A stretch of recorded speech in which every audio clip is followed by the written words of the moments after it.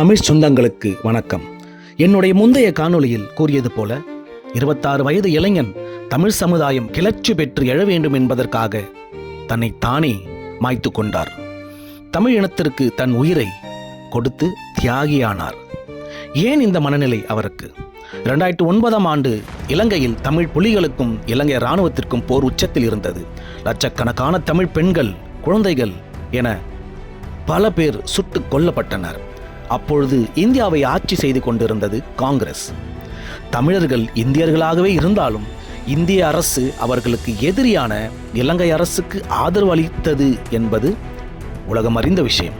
அப்பொழுது தமிழகத்தை ஆட்சி செய்து கொண்டிருந்தது திராவிட முன்னேற்றக் கழகம். தமிழ் என் மூச்சு, தமிழ் என் பேச்சு என தமிழகத்தை ஏமாற்றி வரும் எந்த அரசியல் கட்சியும் போரை நிறுத்த என்ன செய்ய வேண்டுமோ அதை செய்யவில்லை. மாறாக நீலி கண்ணீர் மட்டும்தான் படித்தனர் என்ற உண்மையை உணர்ந்தவர் தோழர் முத்துக்குமார். ஒரு காணொளியில் அண்ணன் திருமாவளவன் கருணாநிதி அவர்களுக்கு முட்டுக் கொடுக்கும் வகையில் ஒரு கேள்வியை எழுப்புகிறார்.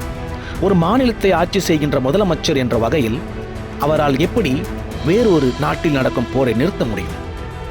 இந்த அளவிற்கு கூட யோசிக்க தெரியாத நபர் அல்ல தோழர் முத்துக்குமார்.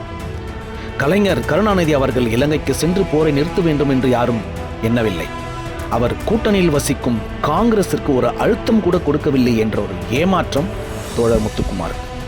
அனைத்து கட்சிகளும் வெளிவேஷம் போட்டு நடிக்கின்றனர் என்ற ஏமாற்றமும் தன்னை தானே மாய்த்து கொண்டு, இதை காரணமாக தமிழ் இளைஞர்கள் அனைத்து கட்சிகளையும் விட்டுவிட்டு தன்னெழுச்சியாக ஒரு கிளர்ச்சியை ஏற்படுத்த வேண்டும் என்ற சமுதாய பார்வையோடு தன்னை மாய்த்து கொண்டார்.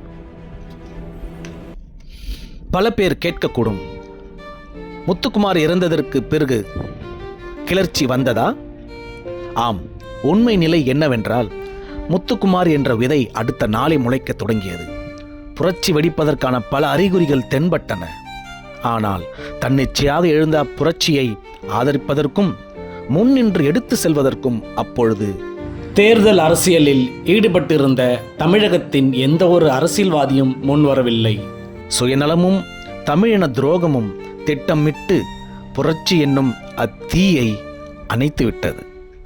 தோழர் முத்துக்குமார் போன்ற தியாகிகள் புதைக்கப்படுவதில்லை, மாறாக விதைக்கப்படுகின்றனர்.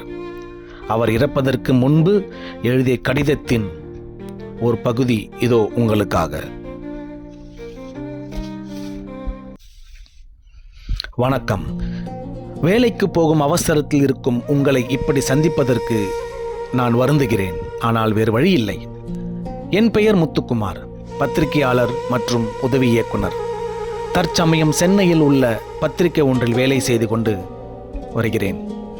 உங்களைப் போல நானும் தினமும் செய்தித்தாளையும் இணையத்தையும் பார்த்து தினம் கொல்லப்பட்டு வரும் எம் சக தமிழர்களை கண்டு சாப்பிட முடியாமலும் தூங்க முடியாமலும் யோசிக்க முடியாமலும் தவிக்கும் எத்தனையோ பேரில் ஒரு சாமானியன் நான். வந்தாரை வாழ வைக்கும் செந்தமிழ் நாட்டில் சேட்டென்றும் சேட்டன் என்றும் வந்தவனெல்லாம் வாழ சொந்த ரத்தம் ஈழத்தில் சாகிறது. அதை தடுத்து நிறுத்துங்கள் என்று குரல் கொடுத்தால் ஆம் என்றோ இல்லை என்றோ எந்த பதிலும் சொல்லாமல் மௌனம் சாதிக்கிறது இந்திய ஏகாதிபத்தியம். இந்தியாவின் போர் நியாயமானது என்றால் அதை வெளிப்படையாக செய்ய வேண்டியதுதானே? ஏன் திருட்டுத்தனமான ஆதரவு?